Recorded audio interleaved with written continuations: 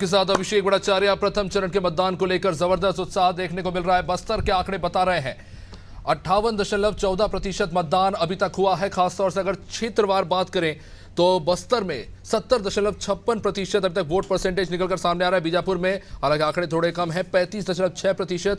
चित्रकूट में 62.8% मतदान प्रतिशत देखने को मिला है। दंतेवाड़ा में 56.34%। जगदलपुर में 61.36% वोट परसेंट रहा। कोंडागांव में 70.93% हाईएस्ट वोट परसेंटेज यहां देखने को मिला है। और उसके अलावा कोंटा में 46.70% जो है वोट परसेंटेज रहा है। तो कहीं ना कहीं कह सकते हैं कि वोट परसेंटेज में काफ़ी ज़्यादा उत्साह कुछ क्षेत्रों में देखने को मिला, लेकिन कुछ क्षेत्रों में पिछली बार की तरह आंकड़े नजर आए। खैर, आज बस्तर में प्रथम चरण में इकलौती सीट पर मतदान है। छत्तीसगढ़ में कुल 3 चरणों में मतदान होने, जिसमें प्रथम चरण के मतदान संपन्न हो चुके हैं। अभी तक जो आंकड़े निकलकर सामने आ रहे हैं, अभी तक जो है कुछ लोग अभी भी शायद लाइन में वेटिंग में हैं, जो कतार में लगे हुए उनकी वोटिंग होगी। और जैसा कि तय था कि 4 बजे तक वोटिंग का समय था, उसी हिसाब से वोटिंग हुई है। और अभी तक जो आंकड़े निकलकर सामने आए वो हमने आपके सामने प्रस्तुत किए हैं। हमारे साथ चर्चा में जुड़ रहे हैं दिनेश अग्रवाल जी बीजेपी से, हमारे साथ चर्चा में जुड़ रहे हैं रवि ग्वालानी साहब कांग्रेस से अपना पक्ष रखेंगे, कौशल सरणवीर साहब वरिष्ठ पत्रकार हमारे साथ जुड़ रहे हैं। आप सभी मेहमानों का चर्चा में बहुत बहुत स्वागत। प्रथम चरण का मतदान था और जाहिर तौर पर बस्तर एक काफ़ी ज़्यादा महत्वपूर्ण सीट, क्योंकि कांग्रेस ने पिछली बार इस सीट पर जीत दर्ज की थी। वही दूसरी तरफ बीजेपी जो है 11 सीटों पर प्रीडोमिनेटली जीत दर्ज करने का इस बार प्रयास कर रही है। खैर, इस पर चर्चा को आगे बढ़ाएंगे, लेकिन उससे पहले अभी सीधा रुख करते हैं मध्य प्रदेश के नर्मदापुरम का, जहां पर आज सोहागपुर में मध्य प्रदेश के मुख्यमंत्री डॉक्टर मोहन यादव इस वक्त जनसभा को संबोधित कर रहे हैं। लाइव सोहागपुर नर्मदापुरम से।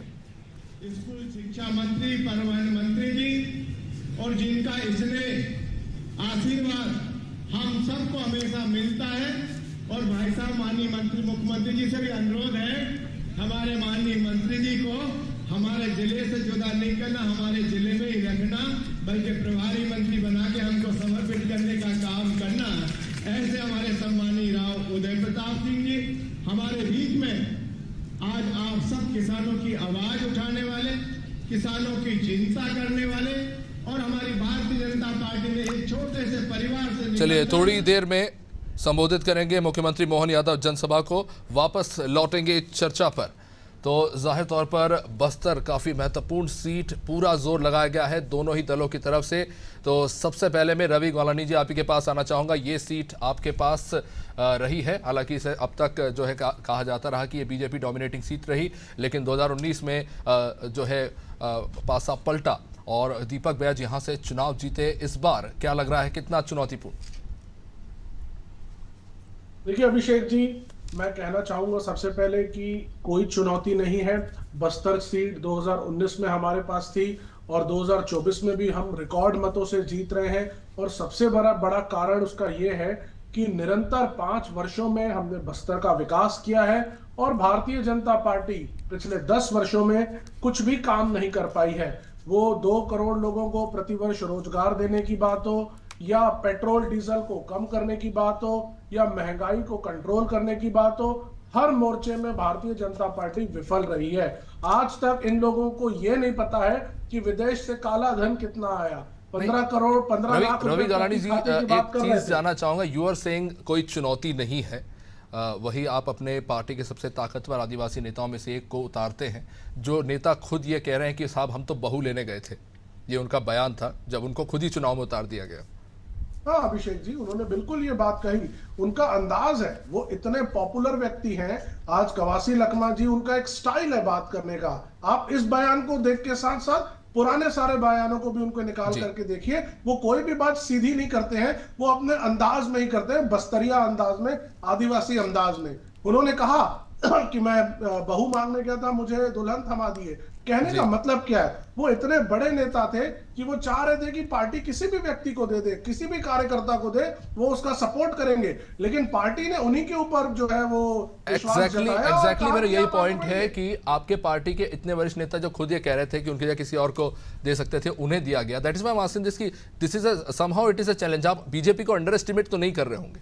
नहीं, चैलेंज और अंडर एस्टिमेट वाली बात नहीं है। पार्टी हर सीट में उनको देना चाहती है टिकट जिसके जीतने की बहुत अधिक संभावनाएं होती है। कवासी लखमा जी, आप भी जान रहे हैं, अजय व्यक्ति रहे हैं, हर बार वो जी। जीत करके आए हैं उस सीट से, कोंटा से। बस्तर में उनकी एक पॉपुलैरिटी है, एक छवि है, वो एकदम बेढंग स्टाइल से जो बात करते हैं वो उस चीज के लिए जाने जाते हैं।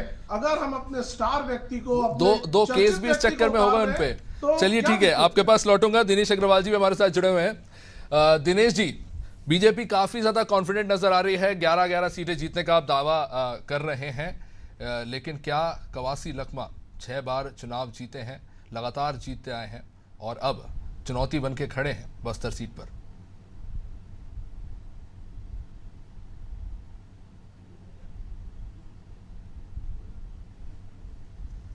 आपकी आवाज म्यूट है दिनेश जी, एक बार चेक कर लीजिए।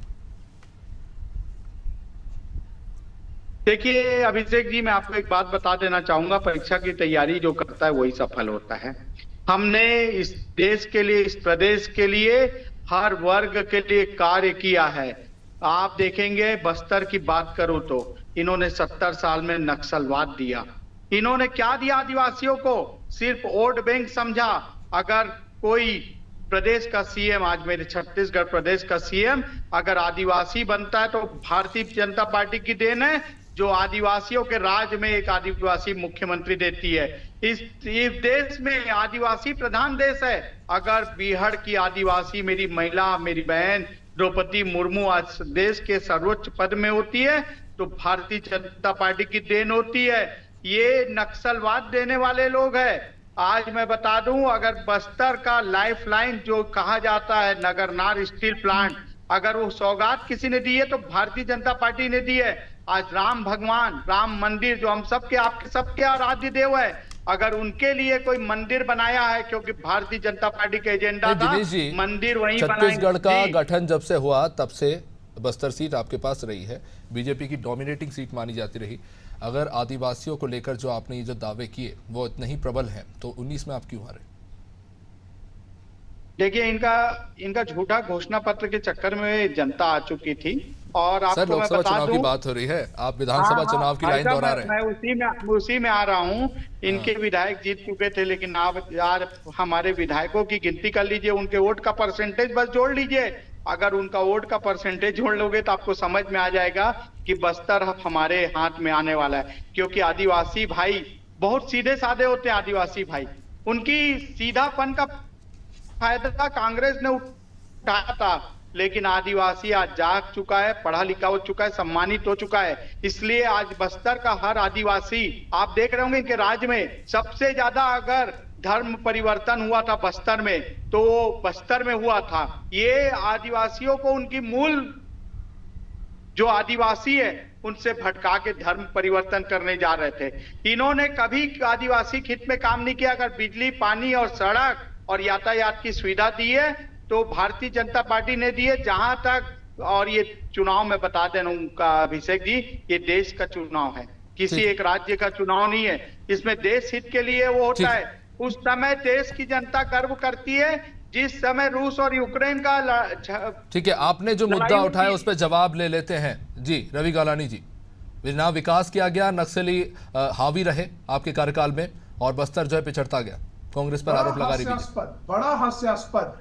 आप देखिए 2013 में सबसे बड़ा नक्सली हमला होता है, झीरम घाटी कांड होता है, कांग्रेस का शीर्ष नेतृत्व जो है उस शहीद हो जाता है, और ये कह रहे हैं कि इन्होंने नक्सल समस्या कंट्रोल की, ये कह रहे हैं इन्होंने विकास किया। मुझे इतना बता दे भारतीय जनता पार्टी के प्रवक्ता कि इन्होंने अपने कार्यकाल के समय में कितने स्कूल चालू करवाए, कोई आंकड़ा नहीं है। मैं आपको बताता हूं, इनके समय के 3000 से ज्यादा स्कूल बंद हो चुके थे, जिसको चालू कराने का काम हमारी पार्टी ने किया। आज वहां पर जो तेंदुपत्ता उग रहा है, तेंदुपत्ता की जो चीजें वहां हो रही है, उसका सही दाम की शुरुआत कांग्रेस पार्टी ने की। मुख्य धारा में लाने का काम हमने किया। 5 वर्षों में आप पिछले देखिए, नक्सल गतिविधियां कंट्रोल में आई। अगर किसी सारी चीज पर, एक एक मोर्चे को अगर किसी ने गंभीरता से लिया, संभाला, तो कांग्रेस पार्टी ने लिया है। भारतीय जनता पार्टी ने सिर्फ बयानबाजी करने के अलावा कुछ नहीं किया। ये नगरनार प्लांट की बात कर रहे थे, मेरे पास नोटिफिकेशन है कि ये नगरनार प्लांट बेचने के लिए निकाल चुके हैं। एक तरफ ये कह रहे हैं कि हम विकास कर रहे हैं, तो दूसरी तरफ नगरनार प्लांट बेचने का काम क्यों कर रही है? जवाब दे। कि ये इन लोगों ने नगरनार प्लांट बेचने का नोटिफिकेशन क्यों निकाला, क्यों इनसे संभल नहीं रहा है? क्या एक इतना बड़ा संयंत्र लगाने के बाद केंद्र सरकार उसको संभाल नहीं पा रही है? अगर बेचना ही है तो भूपेश बघेल जी ने कहा था हमको दीजिए, राज्य सरकार चलाएगी। इन्होंने नहीं दिया, लेकिन इन्होंने कहा कि नहीं हम उसको मार्केट में बेचेंगे। जो बस्तर की मूलभूत संस्कृति को नहीं समझ पा रहे हैं, वहां के लोगों को जो रोजगार दे रहा है इस पे भी वापस आएंगे, लेकिन आज क्योंकि मतदान का दिन है, बीजेपी वाले, ठीक है, आज मतदान का दिन है और ये जानना बहुत जरूरी है कि आज जो मतदाता जिन्होंने वोट दिया है वो किन मुद्दों को लेकर वोट दे रहे हैं। कौशल सोनप्रिया जी हमारे साथ जुड़े हुए हैं। कौशल जी, क्या लगता है, क्योंकि अगर हम देखें भाषणों पर नजर डालें, चाहे राजनाथ सिंह का भाषण हो, विष्णुदेव साय जी का भाषण हो, भूपेश बघेल से लेकर राहुल गांधी, सभी बड़े नेताओं ने भाषण दिए, जिसमें अगर खास तौर से हम गौर करें तो सबसे ज्यादा बात हुई आदिवासियों के समर्थन की, धर्मांतरण की, नक्सलवाद की तो बात होती है, मोदी फैक्टर की, पलायन की और युवाओं के रोजगार की। आज किन पर सबसे ज्यादा जो है, अगर बात करें मतदाता किन मुद्दों को अपने दिमाग में रखकर आज वोट देकर आए, क्या लगता है? अभिषेक जी, देखिए निश्चित तौर पर बस्तर जो लोकसभा है दूसरे अन्य लोकसभाओं से काफी अलग है, क्योंकि वहां पर की जो 8 विधानसभा सीटों में अधिकांश सीटें जो है नक्सल प्रभावित है। यही वजह है कि उनके 6 विधानसभा सीटों में आज 3 बजे तक वोटिंग थी और बाकी सिर्फ 2 मतदान विधानसभा में 5 बजे तक वोटिंग। तो कहीं न कहीं जो आप मुद्दों की बात जो आप कर रहे हैं, निश्चित तौर पर भारतीय जनता पार्टी लगातार आक्रामक प्रचार किया है। नरेंद्र मोदी से लेकर अमित शाह से लेकर तमाम बड़े नेता, विष्णुदेव साय भी कई बार गए और हर बात उन्होंने आदिवासी वर्ग को साधने की कोशिश की और आदिवासी मुख्यमंत्री देने की बात की और आदिवासी जो वोट बैंक हो उसको साधने के सबसे बड़ा आप देखेंगे कि जो बात कही गई कि उनके लिए जो योजनाएं चलाई गई उन पर फोकस रहा और ये भी कहा गया कि हम भारतीय जनता पार्टी ऐसी पार्टी है जो किसी आदिवासी को मुख्यमंत्री बनाई है। तो कहीं न कहीं और ये भी आरोप लगाया गया कि जो कांग्रेस है वो आदिवासी को सिर्फ वोट बैंक समझती है। तो कहीं न कहीं आदिवासी इस राज्य में वोट बैंक का सबसे बड़ा मुद्दा आप देखेंगे। जो बस्तर के अलावा जो दूसरे जो विधानसभा है वहां पर भी आदिवासियों का प्रतिशत काफी वोट फैक्टर रहता है। और इस तरह देखेंगे जो आपने जो मुद्दों की बात की, निश्चित तौर पर वहां का जो आदिवासी है स्वास्थ्य की बात करता है, शिक्षा की बात करता है, रोजगार की बात करता है, सड़क की बात करता है, बिजली की बात करता है, पानी की बात करता है। उनको राष्ट्रीय मुद्दों से कोई लेना देना नहीं, उनको अपने जनहित के मुद्दे जो उनके गांव तक सड़क पहुंचाए, जो उनके घर तक पानी पहुंचाए, जो उनके बच्चों के लिए शिक्षा की व्यवस्था करे और जो उनके बुजुर्ग हैं उनके स्वास्थ्य की चिंता करे, ऐसे लोगों को चुनना चाहते हैं। और कहीं न कहीं इस दिशा में जो दोनों सरकारें प्रयास करती नजर आई है, कई ऐसी योजनाएं, कई स्कीम लॉन्च की है जिसके माध्यम से वहां तक पहुंचने की कोशिश की गई है, लेकिन क्या उन तक वो मूलभूत सुविधाएं पहुंच पा रही हैं, ये सबसे बड़ी सोचने वाली बात है। क्योंकि वो इलाका काफी सेंसिटिव है, काफी पिछड़ा है और काफी बीहड़ है। वहां पर जो बड़े स्तर के जो अफसर है वो देखने तक नहीं जाते। यही वजह है कि कई काम वहां पर कागजों में सिमट कर रह जाते हैं। तो इसको सुधारने की जरूरत है और ग्राउंड लेवल पर काम करने की जरूरत है। निश्चित तौर पर आज भी आदिवासी अपने बाजार में जाता है, जो वनोपज जो मिलता है उसको बेचकर अपनी जो सामग्री है वो खरीद कर घर वापस जाता है। तो इससे वो अभी तक उबर नहीं पाया है। तो जहां तक आप विकास की बात करते हैं, निश्चित तौर पर कई गांव ऐसे जहां सोलर की लाइट जल रही है, लेकिन वहां पर आप जब स्कूल बनाते हैं तो नक्सली उसको तोड़ देते हैं और नक्सली गतिविधियां उस क्षेत्र में इतनी अधिक हो जाती है कि उसके दहशत के कारण जो गांव के जो लोग हैं वो बाहर नहीं निकल पाते। और इस चीज को दूर करने की कोशिश यदि कोई सरकार करती है तो मुझे लगता है कि उनकी तारीफ की जानी चाहिए और सभी राजनीतिक दलों को एक होकर नक्सल उन्मूलन की दिशा में काम करना चाहिए। क्योंकि बस्तर लोकसभा क्या ये जो नक्सलवाद की समस्या है, ये तो हम जान रहे हैं आज़ादी के बाद से ही एक बड़ी गहन समस्या रही इस क्षेत्र की और आज भी कहीं ना कहीं हम जूझ रहे हैं। लेकिन कौशल जी, क्या अप्रोच में कुछ फर्क है? क्योंकि एक तरफ हम देखते हैं कि बीजेपी काफ़ी ज़्यादा एग्रेसिव नजर आती है नक्सलवाद को लेकर, वही अगर हम देखें कांग्रेस को तो कहीं ना कहीं कह सकते हैं कि थोड़ा बच के चलती है, बहुत संभल के फैसले लिए जाते हैं। निश्चित तौर पर दोनों ही राजनीतिक दलों के अप्रोच में काफी अंतर है। आप देखेंगे पिछले 5 सालों में निश्चित तौर पर जो नक्सली घटनाएं हैं वो काफी कम हुई थी। उसके पीछे वजह ये थी कि लगातार जो कांग्रेस की सरकार थी वो इस मुद्दे में थी कि हम नक्सलियों को बात करना चाहते हैं और उनके तरफ मतलब कोई ज्यादा अटैकिंग फोर्स काम नहीं किया गया। निश्चित तौर पर वहां पर फोर्स पर्याप्त मात्रा में थी। वहीं यदि भारतीय जनता पार्टी की बात करें तो देखेंगे पिछले जो 15 साल के कार्यकाल में कई बड़ी नक्सली घटनाएं हुई हैं, और यही भारतीय जनता पार्टी के कार्यकाल में अभी बड़ी सफलता भी, सबसे बड़ी सफलता भी मिली है जब 2 दिन पहले कांकेर जिले में जहां पर 29 माओवादियों को मार गिराने में सफलता पाई। तो कहीं न कहीं भारतीय जनता पार्टी की जो आक्रामक नीति, अमित शाह भी आके बोल के गए हैं कि 3 साल में नक्सलवाद खत्म कर देंगे, तो कहीं न कहीं ये नक्सलियों की बौखलाहट भी थी कि एक जगह इकट्ठा हुए थे, चुनाव प्रभावित करना चाहते थे, लेकिन सीमा हमारे जो सुरक्षा बल के इस तरह का वादा लेकिन कौशल जी पहले भी नेता करते रहे, जैसा कि हम जानते हैं। निश्चित तौर पर वादे करते रहे, लेकिन आप जो कांकेर जिले में जो घटना हुई, यदि इस तरह की घटनाएं, इस तरह की चीजें यदि लगातार उस क्षेत्र में हो, तो मुझे लगता है कि जो नक्सल गतिविधियों से जुड़े लोग हैं वो निश्चित तौर पर उनमें डर समाएगा और नक्सल गतिविधियों से जुड़ जाएंगे। क्योंकि जो 29 नक्सली मारे गए हैं, नक्सली संगठनों ने स्वीकार किया है कि हाँ वो नक्सली थे, और उसमें से अधिकांश जो ग्रामीण थे, जो नक्सली बने थे, उनके पेरेंट्स उनको लेने भी आए थे। तो कहीं न कहीं जो वहां का जो ग्रामीण भटका हुआ वही नक्सली बन रहा है। तो जब तक आप विकास नहीं देंगे, जब तक आप शिक्षा नहीं देंगे, जब तक आप स्वास्थ्य की चीजें नहीं देंगे, तो वहां का जो गांव का युवा है नक्सल से दूर हो जाएगा, और मुझे लगता है कि नक्सलवाद ऐसी समाप्त हो जाएगा। तो वहां पे डर बैठाना जरूरी है। जिस तरह की घटनाएं हुई है, 29 माओवादियों को यदि मारा गया है, तो इस तरह का डर जब तक वहां के जो लोगों में नहीं बैठेगा, तब तक नक्सलवाद दूर नहीं होगा। और दूसरा चीज, विकास करके आप नक्सलवाद को दूर कर सकते। गोली सिर्फ एक माध्यम नहीं है, वहां पर डेवलपमेंट भी बहुत जरूरी है। ठीक है, तो रवि साहब आपके पास आना चाहूँगा कि एक तरफ एक नेता आके कहते हैं कि 3 साल में हम यहाँ से नक्सलवाद खत्म कर देंगे, वहीं जगदलपुर में लाल बहादुर शास्त्री स्टेडियम पर आकर आपकी पार्टी के एक बड़े नेता कहते हैं कि एक झटके में गरीबी खत्म कर देंगे। किस पर विश्वास करें? अभिषेक जी, आपने बहुत अच्छा प्रश्न किया है।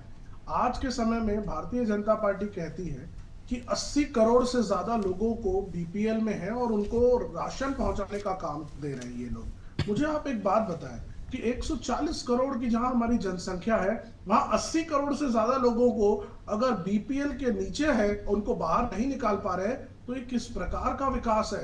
गरीब गरीब होता जा रहा है, अमीर अमीर होता जा रहा है, ये खाई इतनी बढ़ती जा रही है, उसको पाटने का तो कोई काम ही नहीं कर रहा है, कोई योजना ही नहीं है। 1200 रुपए में रसोई गैस का सिलेंडर पहुंच चुका है, 90 रुपए डॉलर पहुंच चुका है, पेट्रोल 100 रुपए क्रॉस कर चुका है। पर क्या महालक्ष्मी योजना और महतारी वंदन योजना, अगर इन दोनों को देखें तो कौन सा आपको लगता है कि मतदाताओं को ज्यादा प्रभावित करेगा? एक जिसकी राशि पहुंच रही है, एक जिसके पहुंचाने की बात हो रही है। आप खुद कह रहे हैं कि योजनाओं का लाभ उन तक पहुंच नहीं पा रहा। बिल्कुल बिल्कुल, बहुत अच्छा प्रश्न आपने किया है। हमने न्याय योजना लाई है, न्याय हर एक के लिए काम करेगा। युवाओं की रिक्वायरमेंट अलग है, माताओं बहनों की रिक्वायरमेंट अलग है, और सोशल इनजस्टिस जो हो चुका है उसकी चीजों की बातें अलग है। हर जगह पर हमारी नीति है। आप हमारा डॉक्यूमेंट पढ़िए, 48 पेज का हमने घोषणा पत्र लॉन्च किया है, एक एक पॉइंट पे कि वो उसका कारण क्या है, हमने सारी बातें कही है। मीडिया से लेकर के हर चीज की बात हमने कही है। अगर हमारी सरकार बनेगी तो आप देखिएगा कि आज आपको मैं एक उदाहरण देता हूं अभिषेक जी। भारतीय जनता पार्टी के 15 साल के कार्यकाल का आप बजट उठा के देखिए, सब लॉस में रहे, एक भी बजट प्रॉफिट में नहीं था। हमारी सरकार बनी, बगैर कोई नया कर लगाए 30% हमने जमीनों के रेट तक डाउन कर दिए, उसके बाद लाभ का बजट हमने पेश किया। तो वित्तीय प्रबंधन करना कांग्रेस पार्टी को बहुत अच्छे से आता है। हमारी सरकार बनेगी। ठीक है, समय बहुत सीमित है, जल्दी से जवाब चाहूंगा दिनेश अग्रवाल जी आपसे 30 सेकंड में। देखिए, ये बात कर रहे थे कवासी लखमा जी की, मैं इनके बात का एक एक जवाब देना चाहूंगा।